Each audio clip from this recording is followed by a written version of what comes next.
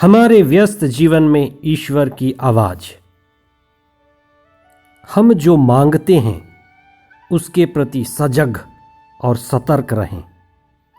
हम वही मांगें जो हमारे लिए शुभ और सहायक है। हम जो भी चीज दिल से मांगते हैं और उसके लिए सतत प्रयास करते हैं वह हमें मिल जाती है। वचन कहता है, मांगो और वह तुम्हें मिलेगा। लेकिन यह जानना सबसे जरूरी है कि हम क्या मांग रहे हैं। कहीं गलत चीज तो नहीं मांग रहे, गलत व्यक्ति की चाह तो नहीं है। हम होशपूर्वक चेतना के साथ प्रार्थना द्वारा मांगे, जिससे जो हम मांगते हैं वह हमारे लिए शुभ हो और सहायक हो।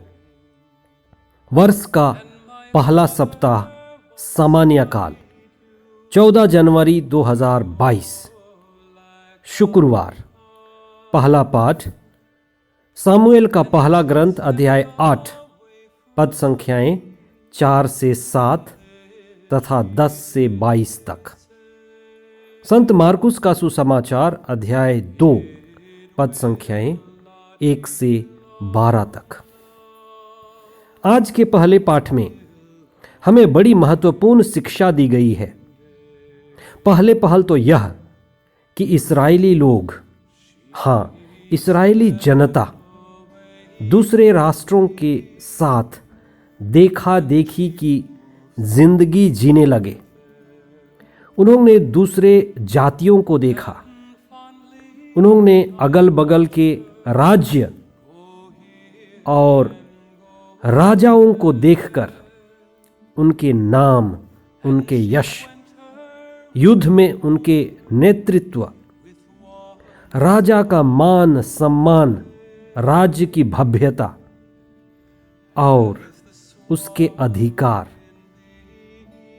जिसमें वास्तव में मनुष्य के नाम, यश और अधिकार छिपा था। इन सभी को देखकर वे बहुत अधिक प्रभावित हुए और अपने लिए, इस्राएल के लिए जिद्द होकर राजा की मांग किए।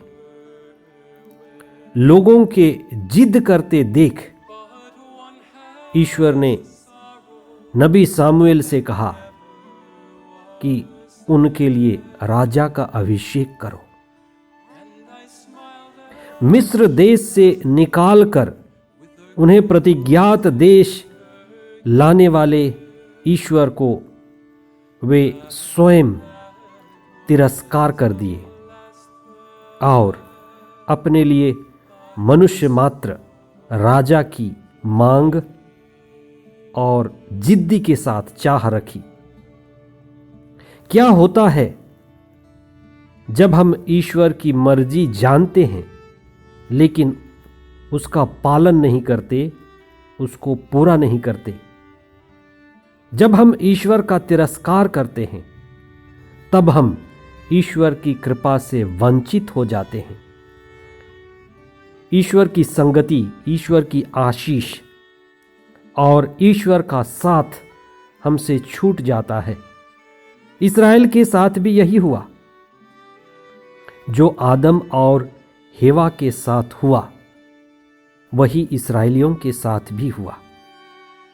उन्होंने ईश्वर के संगति को भुला दिया।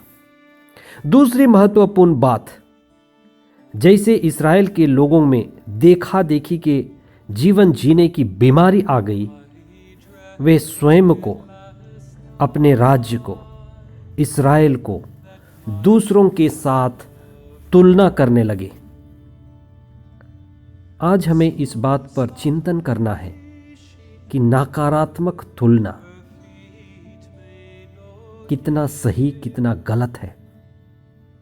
कई लोग भेड़ चाल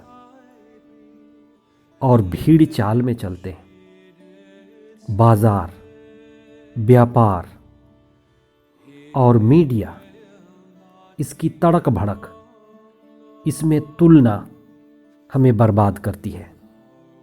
जब भी हम आध्यात्म में प्रगति करते हैं तो हमारे अंदर आत्मिक दृष्टि जागती है। आध्यात्मिक दृष्टि और ईश्वरीय प्रज्ञा के बिना हम सुखी नहीं रह सकते। हम सूख जाते हैं। हमारी हालत घास फूस और पुआल की तरह हो जाती है और सूखने के बाद हवा जिधर चाहे हमें उधर ही ले जाती है। बहुत से लोगों की हालत ऐसी है। हम अपना विश्वास और ईश्वरीय आधार खोते चले जाते हैं। जिद होकर राजा की मांग करने वाले, मनुष्य का चुनाव करने वाले इस्राएलियों के साथ भी जिन्होंने ईश्वर का तिरस्कार किया, वे आगे चलकर अपने ही राजाओं के गुलाम बन गए और उनके राजा दूसरे राजाओं के गुलाम बन गए। धीरे धीरे राजा और प्रजा सभी ईश्वर को भूल गए और यही कारण है कि इस्राएल को 70 साल तक निर्वासन का दंश झेलना पड़ा, जो उनके वंश में कलंक था। बहुत से लोगों को यही अनुभव मिल रहा है, जो ईश्वर को छोड़ देते हैं, मनुष्य मात्र को, संसार को चुनते चले जाते हैं। एक दिन वे खुद को निर्वासित अनुभव करते हैं, ईश्वर की उपस्थिति से वंचित अनुभव करते हैं, गिरे हुए, जंजीरों में जकड़े हुए अनुभव करते हैं। हम चेतनशील जीवन जिए, आध्यात्मिकता का मार्ग चुने। सुसमाचार में ईसा के पाप क्षमा करने और एक अर्धांग रोगी को चंगाई करने की चर्चा है। इस्राएली ये बड़े बाखूबी से जानते थे कि ईश्वर को ही पाप क्षमा करने का अधिकार है। ईश्वर ही पाप क्षमा देता है। ईसा ईश्वर के पुत्र थे। जो काम पिता कर सकता है वह पुत्र भी कर सकता है। इसीलिए ईसा लोगों से कहते हैं कि मानव पुत्र को पाप क्षमा करने का अधिकार मिला है और ये अधिकार पिता ईश्वर द्वारा मिला है। वास्तव में हमारे पापों को कोई अगर क्षमा कर सकता है तो वह है ईसा मसीह, हमारे माध्यस्थ महापुरोहित। हम प्रभु यीशु पर दृढ़ विश्वास करें और अपने जीवन को प्रभु को समर्पित करें। हम चाहे जिस भी हालत में हैं, प्रभु से जुड़ें, प्रार्थना करें, पश्चाताप करें और हमारे पापों की क्षमा हमें मिलेगी और ईसा मसीह के द्वारा हमें मुक्ति मिलेगी। अर्धांग रोगी के जो चार मित्र थे, वे भी बड़े विश्वासी थे। ईश्वर पर दृढ़ विश्वास के कारण वे उन्हें उठाकर ईसा के पास ले गए। वास्तव में यही ईश्वर प्रेम है, यही सच्चा पड़ोसी प्रेम है।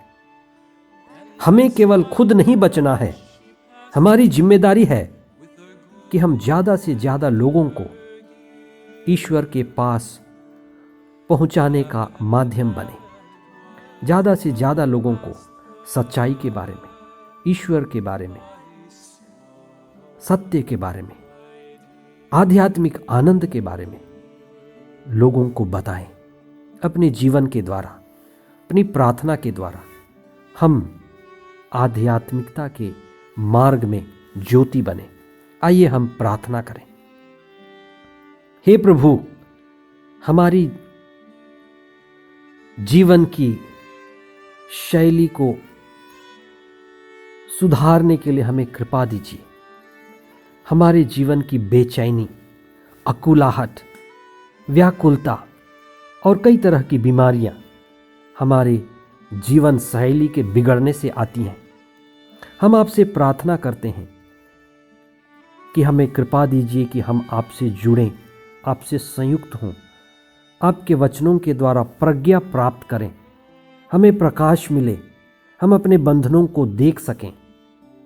हमारे विश्वास को बढ़ाइए कि हम पापों से लड़ सकें और मुक्ति का अनुभव करें। आध्यात्मिकता के मार्ग पर चलने का हमारा अनुभव प्रतिदिन गहरा और आनंदमय होता जाए। ये प्रार्थना हम करते हैं हमारे प्रभु ख्रिस्त के द्वारा। आमीन।